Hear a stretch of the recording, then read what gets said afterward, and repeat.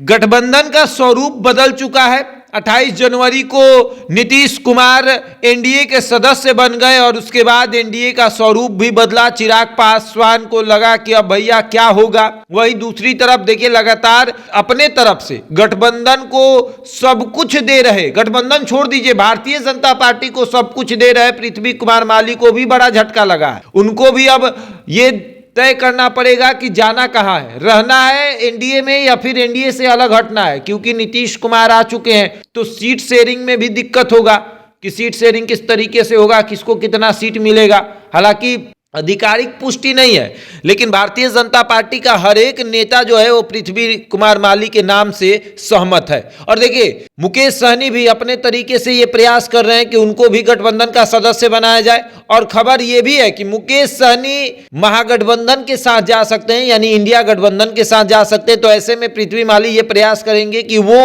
उस गठबंधन से दूर रहे, क्योंकि उनका और मुकेश सहनी का 36 का आंकड़ा है, मेल नहीं बैठ पाता है। और अब इस मेल को बनाना पड़ेगा। जैसे नीतीश कुमार और चिराग पासवान का 36 का आंकड़ा था, फिर भी मेल बैठाया गया, इंडिया में नीतीश कुमार को लाया गया। उसी तरीके से एक नए उभरते चेहरे को भी तो रखना पड़ेगा। और रहा बात कि जाति आधारित जनगणना के अनुसार भी अगर देखा जाए तो अति पिछड़ा का संख्या बहुत अधिक है, और माली जो है वो अति पिछड़े समाज से आते हैं। तो उनको भी अपने साथ रखना भी एक मजबूरी है कि आपको रखना ही पड़ेगा भैया। अति पिछड़ा समाज का संख्या अधिक है, अगर नहीं रखेंगे तो फिर वोट कहां से आएगा। अब वोट लेना है तो रखना तो पड़ेगा।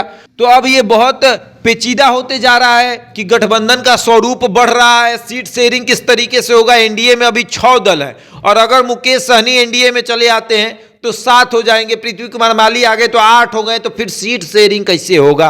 और इधर आइए महागठबंधन में, तो महागठबंधन में राजद है 1, कांग्रेस 2 हो गया, और उसके बाद भाकपा माले 3, यानी इधर तो 5 ही है।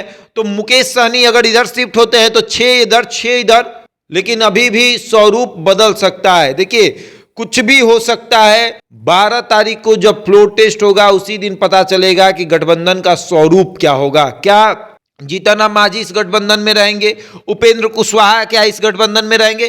क्योंकि 2019 का स्वरूप अगर देखा जाए, 2019 में देखा जाए तो 2019 में एनडीए गठबंधन में 3 ही दल थे, जेडीयू, भाजपा और लोजपा। और उसके बाद उस समय हम मुकेश सहनी की जो पार्टी है वीआईपी, उपेंद्र कुशवाहा की पार्टी, कांग्रेस, राजद, ये सब एक में थी। लेकिन इस बार अलग है, इस बार एनडीए का स्वरूप बड़ा है, महागठबंधन का स्वरूप छोटा है। तो देखने वाली बात होगी कि क्या होगा। लेकिन मुकेश सहनी प्लान बना रहे हैं कि आगे क्या करना है। पृथ्वी कुमार माली देख रहे हैं कि क्या होगी अगली रणनीति, कैसे सबको मैनेज करना है। वो चिराग पासवान से भी मुलाकात कर रहे हैं, उपेंद्र कुशवाहा से भी मिलने का प्रयास कर रहे हैं, नीतीश कुमार से तो खुद मिलना चाहते हैं कि भैया हम भी मिल लेते हैं, जब सब मिल रहा है तो हम भी चल के मिल लेते हैं और मिल के देखते हैं कि क्या होता है, क्या बातचीत होती है। उपेंद्र कुशवाहा मिले, पशुपति पारस मिले, जीतनराम मांझी मिले, तो ये भी सोच रहे हैं कि हम भी मिल ले, मिल के कम से कम बैठकर बातचीत करें और सोचे कि आगे की रणनीति